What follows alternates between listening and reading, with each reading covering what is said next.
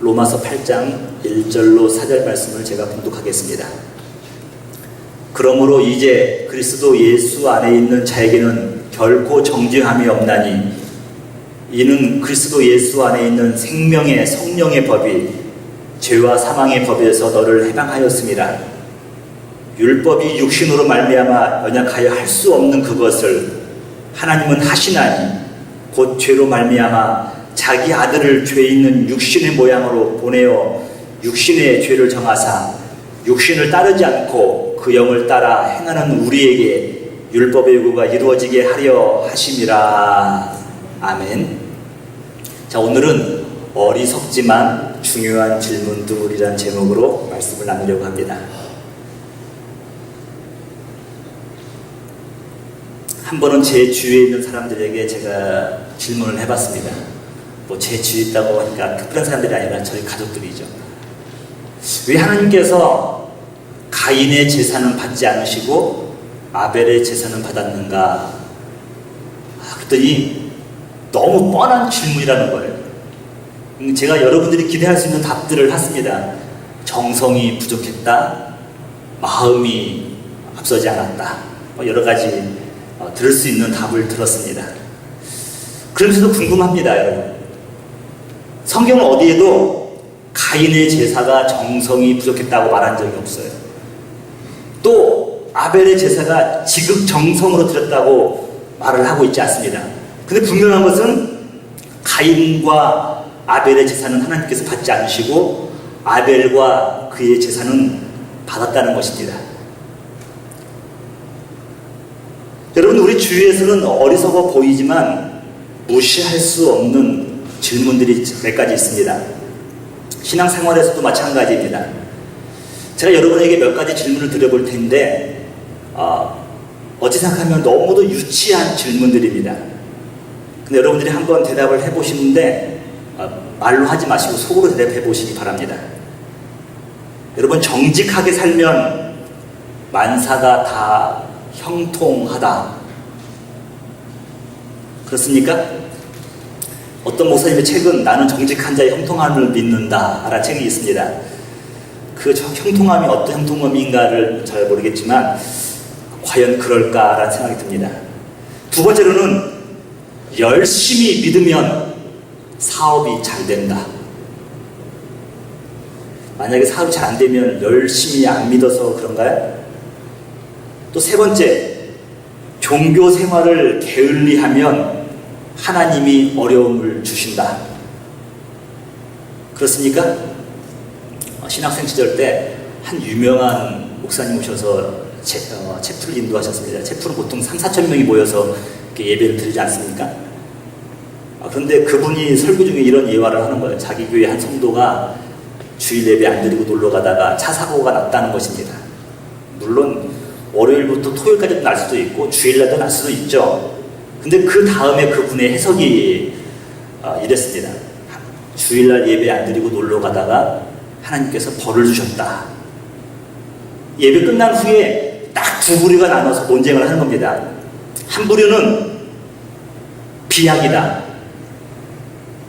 그분이 졸음을 운전했든지 잘못 운전을 한 거지 주일날 예배 드리고 애들 드리지 않고 놀러 갔다고 해서 사고 날 리가 있겠느냐, 이렇게 말하는 사람들이 있는가 하면요, 또 한편으로는 맞다, 하나님께서 벌 준 거다, 이렇게 해석하는 사람들도 있더라고요.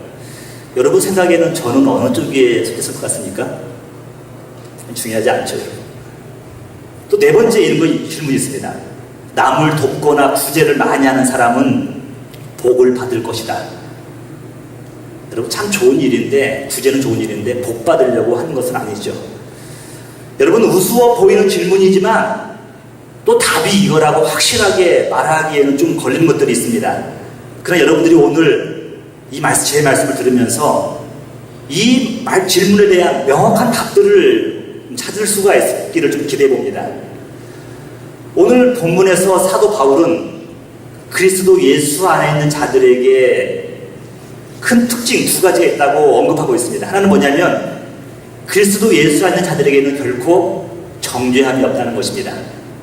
너는 죄인이야, 너 때문이야, 너 잘못이야, 이런 말이 없다는 것입니다. 두 번째는 뭐냐면 우리가 생명의 성령의 법 아래에 있다는 것입니다. 다른 말로 하면 죄와 사망의 법, 즉 율법이잖아요. 율법에서 우리가 해방되었다는 것을 말하고 있습니다. 오늘은 이 두 가지, 정죄함 없다, 생명의 성령의 법 아래에 있다, 이게 무슨 의미인 것인가에 대해서 한번 통해서 말씀을 나누려고 합니다. 여러분, 먼저 그리스도 예수 안에 있는 자들에게는 정죄함이 없다는 말이 무슨 말입니까? 1절 보면 확하게 나와 있죠. 그러므로 이제 그리스도 예수 안에 있는 자에게는 결코 정죄함이 없나니. 쉽게 말하면 이거예요. 죄의 문제가 해결되었다는 거예요. 별로 감동이 없어요, 여러분들이. 이런 것들이 얼마나 소중한 건데. 다른 말로 하면 더 이상 죄에 대해서 내가 짊어져야 될 책임이 없다는 겁니다. 왜 그렇습니까? 누군가가 내 대신에 그 모든 빚을 다 갚아준 겁니다. 여러분, 우리 잘 쓰는 말 구속, 다른 말로 하면 기억 물을 자, 리뎀션. 가까운 친족 중에서 빚진 사람의 땅을 찾아주기 위해서 대신 갚아주는 것을 구속이라고 하지 않습니까? 기억 물을 자. 3, 4절을 한번 보세요, 여러분. 3, 4절을 보니까 율법이 육신으로 말미암아 연약하여 할 수 없는 그것을 하나님은 하시나니. 사람이 죽었다 깨어나도 할 수 없는 것은 율법이 요구하는 것들이라는 거예요. 근데 사람은 할 수 없지만 하나님은 하시나니 죄로 말미암아 자기 아들을 죄에 있는 육신의 모양으로 보내어 육신의 죄를 정하사 우리의 죄를 대신하여서 자기의 아들에게 죄를 다 주었다는 겁니다. 그리고 4절, 육신을 따르지 않고 그 영을 따라 행하는 우리에게 율법의 요구가 이루어지는 것을 알게 하려 하심이다라고 말씀하고 있어요. 누군가 나를 대신하여서 내 죄짐을 주셨다. 하나님의 아들 예수 그리스도가 나를 대신하여서 나의 모든 죄가를 짊어지셨다는 겁니다. 여러분, 그 법적 용어 중에서 일사부조리의 원칙이라는 것이 있어요. 여러분 잘 아시죠? 여러분들 자녀들도 여러분들이 이걸 어기면 싫어해요. 한 번 처벌받은 죄는 다시는 처벌받지 않는 겁니다. 어떤 분들은요, 머리가 너무 좋으니까 계속 기억하는 거예요. 3년 전에 이거, 2년 전에 이거, 1년 전에 이거, 너 태어날 때 엄마 젖꼭지 깨부른 것부터 계속 화나기만 하면 말하시는 분들이 있어요. 그 일사부조리 원칙에 어긋나는 겁니다. 예수님이 나를 대신하여 죄를 받았기 때문에 더 이상 나는 벌을 받을 필요가 없다. 끝이에요, 여러분. 여러분 이것을 믿으십니까? 이게 우리 기독교의 기본 핵심이에요, 여러분. 세상 사람들이 기독교인을 향해서 하는 말이 이런 것들입니다. 제가 들은 것인데요. 기독교인들은 참 편하게 믿는다 그래요. 참 편하게 산다 그래요. 죄는 지들이 짓고 또 스스로 용서받았다고 감격하고 그렇다고 내 삶이 좀 나아진 것은 아무것도 없고 편하게 산다 이렇게 말을 합니다. 과연 그렇습니까, 여러분? 겉으로 보면은 세상 사람들이 우리를 바라보는 그 주장이 일리가 있어요. 그런데 그들이 알지 못하는 것, 깨닫지 못하는 것들이 있어요. 우리의 죄가를 위해서 하나님과 그의 독생자 예수가 짊어져야 했던 크나큰 그 희생은 그들이 알 수가 없습니다. 어떻게 알 수가 있겠습니까? 여러분, 성경이 말하고자 하는 이야기가 바로 이것입니다. 예수 안에 있는 자들에게는 결코 정죄함이 없다는 것. 저는 이것을 잘 나타내주고 있는 성경 구절이 출애굽 사건이라고 생각을 합니다. 여러분, 성경 창세기부터 계시록까지 어디를 보더라도 다 이 주제가 있는데, 특별히 이 출애굽 사건은요,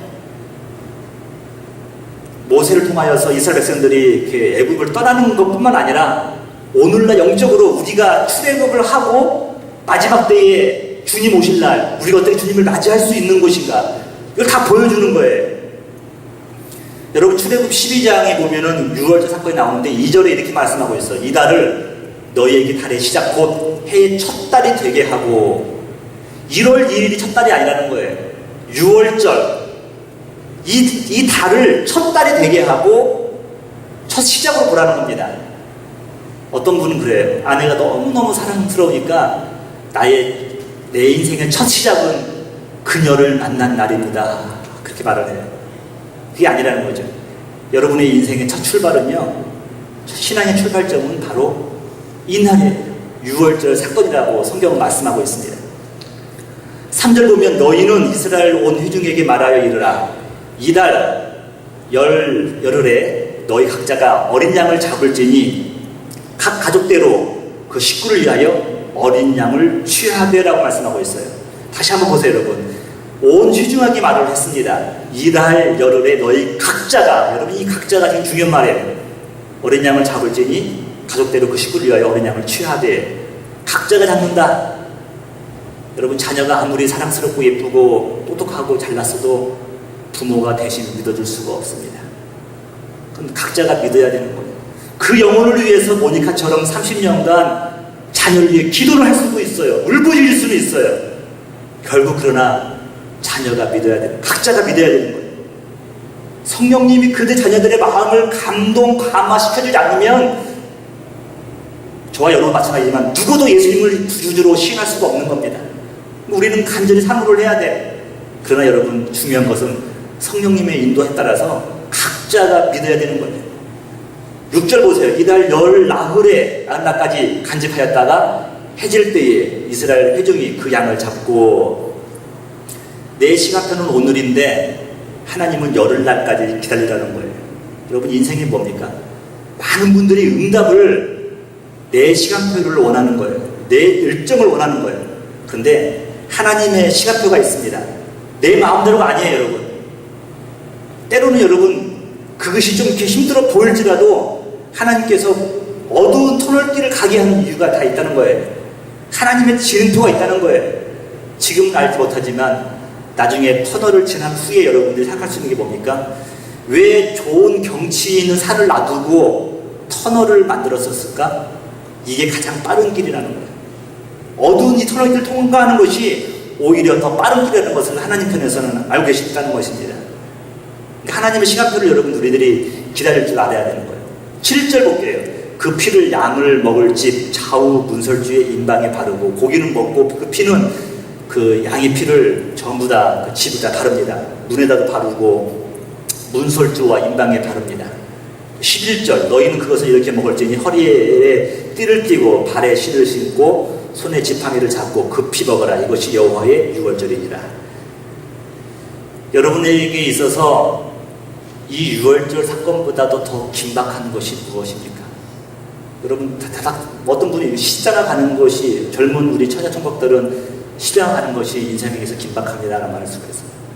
또 만삭한 산모는 애를 놓는 것이 긴박한 겁니다. 나름대로 긴박한 거 있는데 이 유월절 사건을 보세요.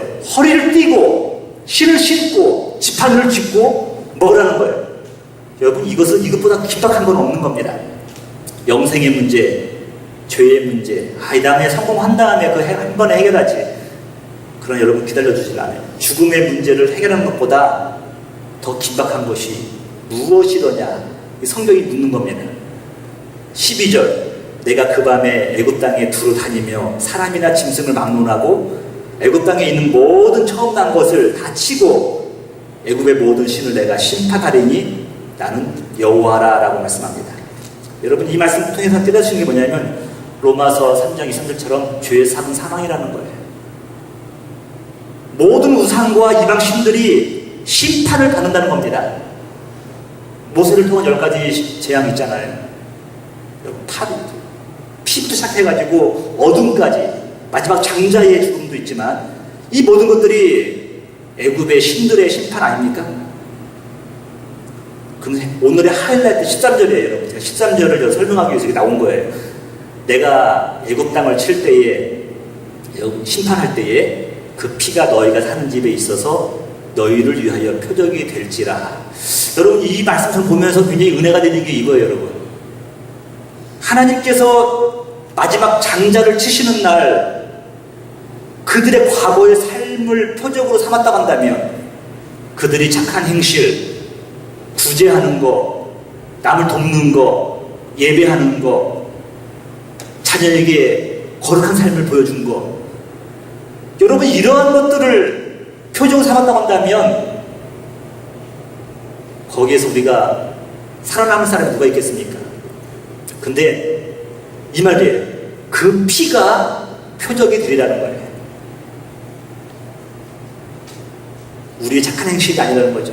열심히 섬긴 것이 아니라는 거죠. 예배드린 거, 제사드린 거, 이런 것들이 표적이 아니라 바로 어린 양의 피가 표적이 된다는 것이에요.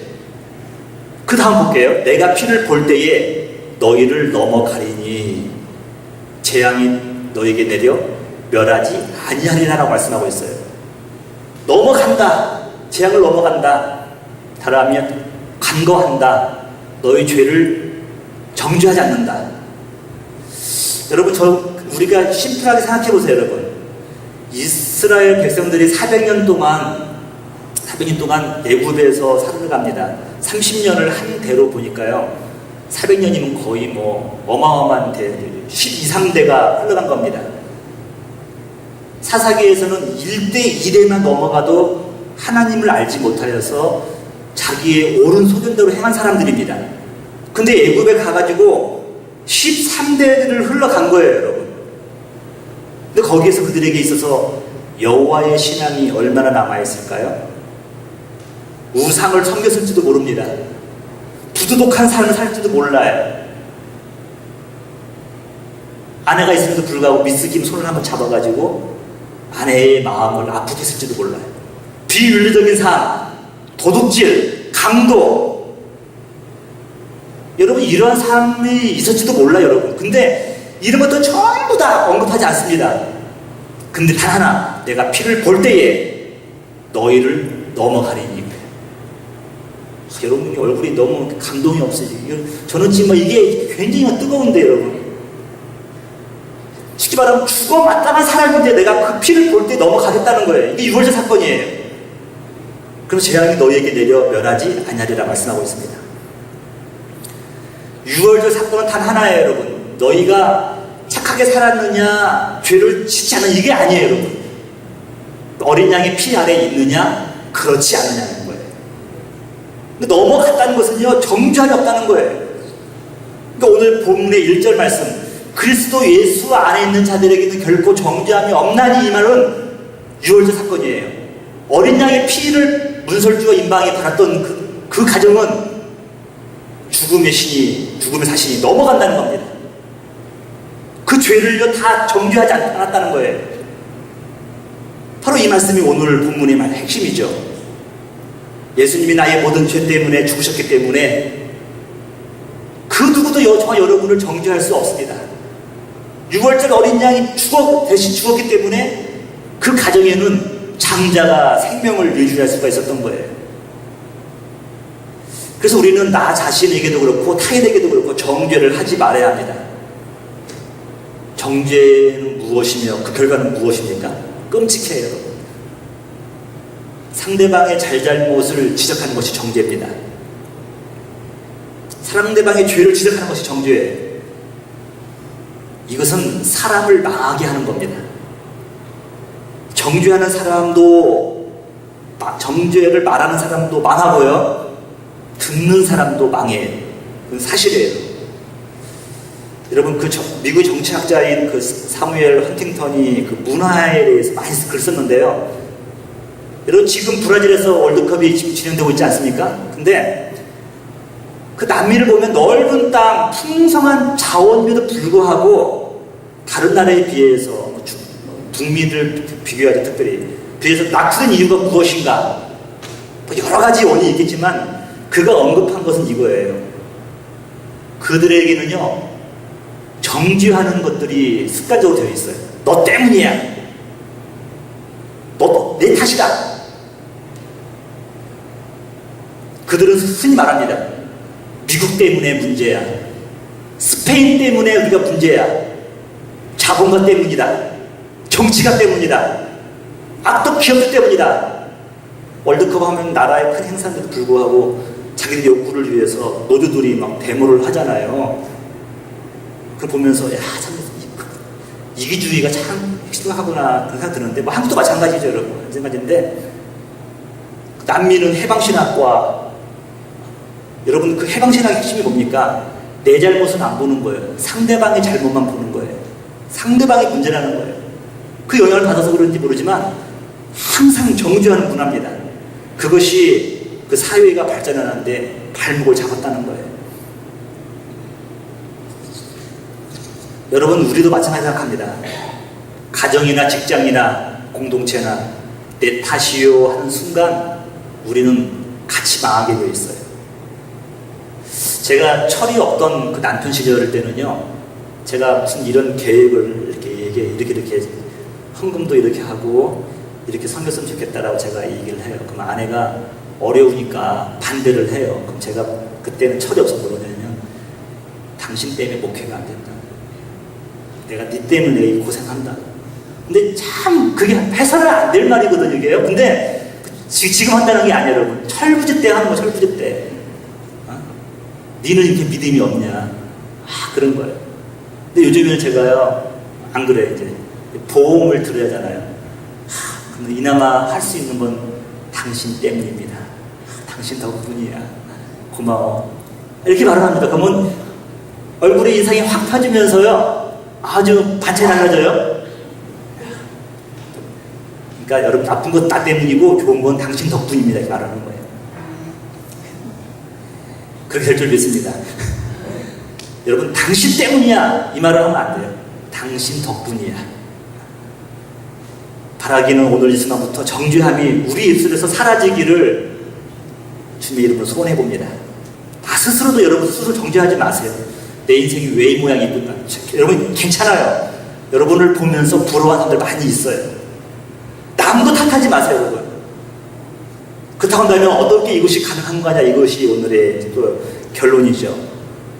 내 힘으로는 안 되지만 성령의 권능으로 가능하다는 겁니다. 여러분, 로마서 7장을 보면요, 짧은 한 장인데 율법이라는 단어가 막 장장 23번 나와요. 규례의 법이라는 걸 서면 더 많죠. 근데 이 7장에서는 성령이라는 단어는 하나밖에 안 나와요. 그러니까 그 앞에서 사도 바울이 허걱거리는 겁니다. 오라, 나는 곤고한 자로다. 이 사망의 몸에서 누가 나를 건져내랴. 근데 8장으로 다 넘어오면서 이 8장에는요, 성령이라는 단어는 19번 나와요. 그러면서 막 그 사도 바울이 막 가운데 좌절해서 희망이 생기는 거예요. 절망이 소망으로 자라나는 거예요. 왜냐하면 성령의 역사가 있는 거예요. 성령. 생명의 성령의 법이 죄와 사망의 법에서 나를 해방하였다 말하는 겁니다. 이 사도 바울이 지금 신이 난 거예요. 7장에서는 죽겠다 그랬는데 갈등이 너무 뭉쳤는데 8장에 들어오면서 성령의 법에 의해서 막 살아난 겁니다. 여러분, 죄와 사망의 법은 아까 말씀드린 것처럼 율법입니다. 왜 하나님의 거룩한 말씀이 율법, 죄와 사망의 법입니까? 그 말씀 앞에만 서면 우리의 죄가 드러나요. 죄의 결과는 사망으로 인도하기 때문에 죄와 사망의 법이에요. 그런데 생명의 성령의 법이신 또 일하는 하나님의 법이 우리를 해방시켰다는 겁니다. 여러분, 제가 질문 던질게요. 생명의 성령의 법이 뭡니까? 가장 근사치적으로 말을 한다면 이 두 가지로 말할 수 있을 것 같아요. 하나는 뭐냐면 사랑의 법이에요. 사랑의 법. 사랑은 허다한 죄를 다 돕잖아요, 여러분. 사랑의 법이 또 하나는 뭐냐면 하나님의 은혜의 지배. 은혜의 지배. 저는 오늘 근데 두 번째, 은혜의 지배 아래 사는 사람에 대해서 말씀을 좀 나누고 싶습니다. 생명의 성령의 법 아래에 있는 사람들은 율법의 지배 아래에 있지 않고 하나님의 은혜 아래에 있는 거예요. 은혜는 뭡니까, 여러분? 시온자에서 스랍, 두 스랍이 자기 눈을 가리잖아요. 무슨 의미입니까, 여러분? 너희들의 죄를 보지 않겠다는 거예요. 가려지는 거죠, 여러분. 은혜는요, 일을 하지 않고 받는 대가입니다. 우리 옛말에 이런 말이 있어요, 여러분. 지성이면 감천이다. 지성이면 감천이다. 근데 이게 아마 어느 한 통하는 부분은 있는데 우리 기독교적으로는 맞지 않는다는 것 같아요. 아마 이게 지성이면 감천이다 이 말이 샤머니즘적인 그러한 교훈인 것 같아요. 그래서 옛날에 이런 말 있잖아요, 여러분. 무당하다가 예수 만나면요, 구탈 때처럼 똑같이 하는 거예요. 아침 일찍 일어나서 찬물로 몸을 목욕을 한 다음에 새벽 예배 가는 겁니다. 왜 그렇습니까, 여러분? 정성을 보여야 되는 겁니다.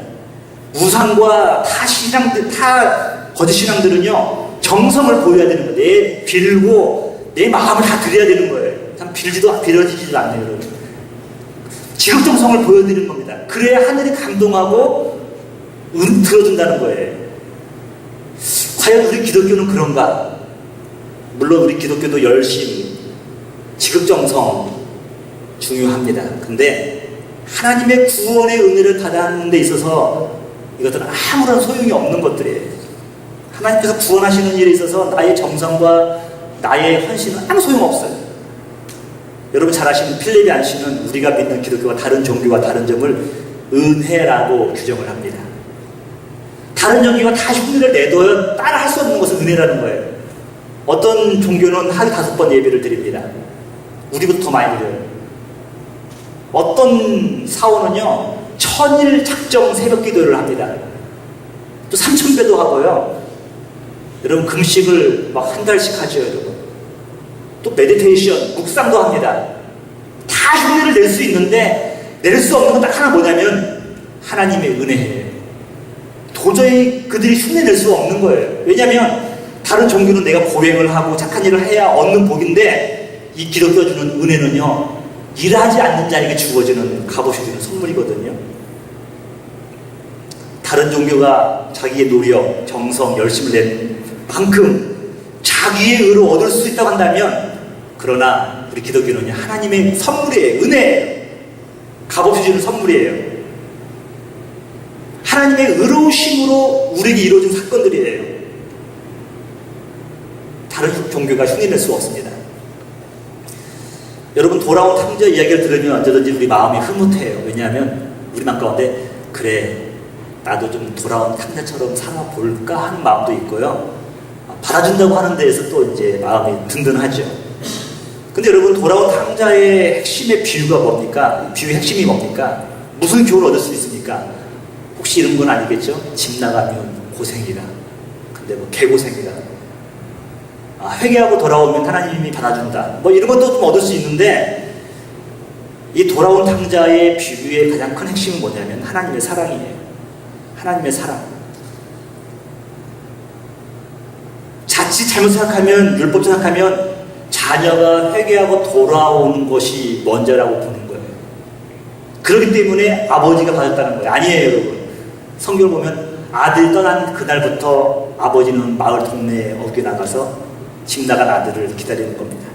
떠난 날부터 기다리는 거예요. 이게 아버지의 사랑이 먼저예요. 이게 은혜라는 거예요, 여러분. 아버지의 사랑, 이 기다리는 마음, 은혜가 있기 때문에 집 나간 자녀가 돌아올 여지가 생기는 겁니다. 하나님의 은혜가 있기에 우리가 돌아갈 곳이 있고 우리에게 살 소망이 생기는 겁니다. 이 거룩한 소망, 하나님의 은혜는 그걸로 끝나는 것이 아니라요, 우리의 삶을 성화의 삶으로 인도한다는 거예요. 죄와 사망의 법 아래에 머무는 자들은 이렇게 말합니다. 너는 내 인생의 아름다운 그림을 잘 그려라 말을 해요. 나쁜 말이 아니에요. 네 인생이니까 네가 아름답게 좀 잘 그려봐. 그러나 여러분, 그릴 수는 없어요. 잘 그릴 수가 없어요.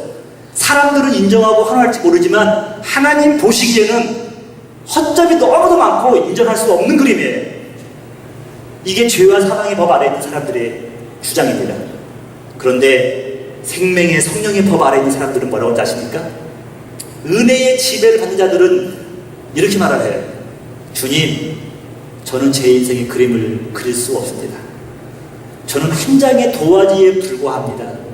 그러나 전능하신 하나님께서 이 도화 같은 저의 인생 가운데 그림을 그려 주옵소서. 여러분, 그러면 여러분, 피카소가 대충 그린 것처럼 보이지만 그것이 어마어마하잖아요. 하나님께서 여러분 우리 도화지에다가 그린 그림 어떻게 값으로 환산할 수가 있겠습니까? 생명의 성령의 밥 아래에서는요, 자기를 인정하는 거예요. 난 도화지에 불과하다. 하나님만이 내 인생을 그릴 수가 있다. 그래서 내 인생의 그림을 전능하신 하나님께서 그리시는 거.